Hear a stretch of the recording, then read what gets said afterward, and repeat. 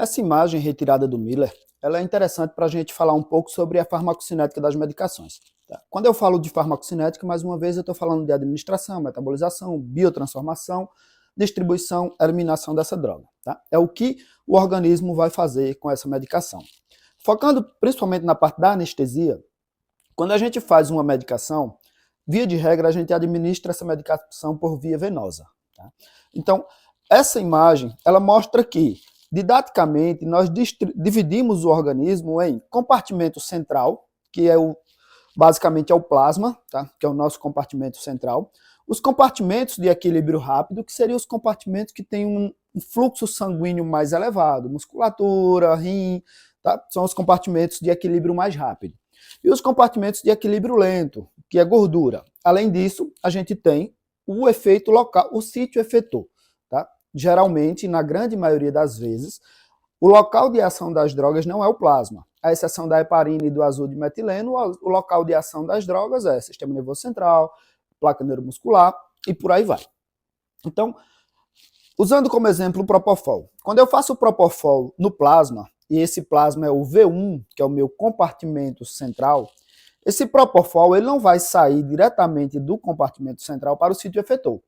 Ele vai sair do compartimento central para o compartimento de equilíbrio rápido, mas também ele vai sair para o compartimento de equilíbrio lento e também ele vai vir para o sítio efetor. Então eu vou ter uma distribuição para vários locais ao mesmo tempo.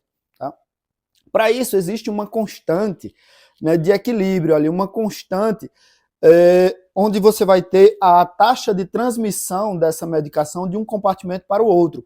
Essa constante, que é a constante K, ela está relacionada à taxa de equilíbrio ali, de transmissão da medicação de um compartimento para o outro. Então, quando eu faço o Propofol no compartimento central, e ele vai do compartimento central para o segundo compartimento, para o V2, por exemplo, eu vou ter uma constante K, uma constante de transmissão, K12, que é o K do compartimento 1 para o compartimento 2. Quando o Propofol sai do compartimento 1 para o 3, eu vou ter o K13. O contrário também é verdadeiro.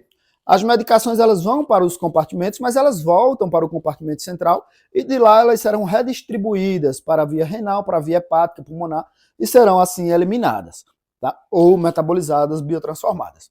Então a gente vai ter também a constante de volta, K31, K21. Via de regra, essas constantes elas serão iguais, né? E como a gente está falando de cinética de primeira ordem, ou seja, a taxa de transmissão ela é constante, eu consigo criar modelos farmacocinéticos baseados nessas informações e definir em quanto tempo, por exemplo, a minha medicação vai sair do compartimento central para o segundo ou terceiro compartimento, em quanto tempo ela vai voltar.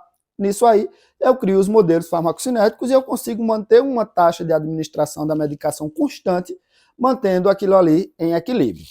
A mesma coisa acontece com o sítio efetor. Então, eu tenho uma medicação que ela é feita no compartimento central, ela vai vir para o sítio efetor. Então, vai ser a constante de transmissão, que é esse K, K1E, que é o sítio efetor. Tá? E quando a medicação ela sai do sítio efetor, que ela vai voltar para o compartimento central, a gente chama de KE0. Tá? Então, a KE0, didaticamente a gente fala que é a constante que vai de V1 até o sítio efetor, mas, na verdade, teoricamente falando, ela é uma constante de eliminação. Ela é uma constante, o conceito KE0 é de eliminação da medicação do sítio efetor. Tá? Então, só recapitulando, quando a gente faz uma medicação no compartimento central, leia-se plasma, essa medicação ela vai se distribuir para vários locais. Então, ela vai se distribuir para a musculatura, vai se distribuir para a gordura, vai se distribuir para o cérebro. E nisso aí, a gente vai ter taxas de equilíbrio, né, até chegar no equilíbrio onde a gente quer, que é o que a gente chama de esterese. Mas não vai ser uma coisa específica. Então, a medicação que eu quero que ela atue no cérebro, mas ela também vai para a gordura e ela também vai para a musculatura. Então, eu preciso ter modelos farmacocinéticos me guiando para que eu possa ter um pouco de precisão naquilo que eu estou fazendo. Mais especificamente falando do Propofol, por exemplo, por que a gente tem uma incidência maior de consciência intraoperatória no obeso? E por que isso é comum logo após a indução anestésica? Isso é comum porque eu faço uma massa grande de anestésico aqui em V1, E esse paciente, por ter uma grande quantidade de gordura e por ser uma droga altamente lipofílica, ela se acumula muito aqui em V3. Então essa droga ela vem para cá, para o sítio efetor, mas ela também vem muito para V3. E aí eu perco muito disso aqui, rapidamente essa droga ela é redistribuída, ela volta para o compartimento central e se acumula em V3, e esse paciente rapidamente volta a ter ali algum grau de consciência. Então a incidência de consciência intraoperatória em obeso ela é maior, principalmente após a indução, no começo ali do procedimento.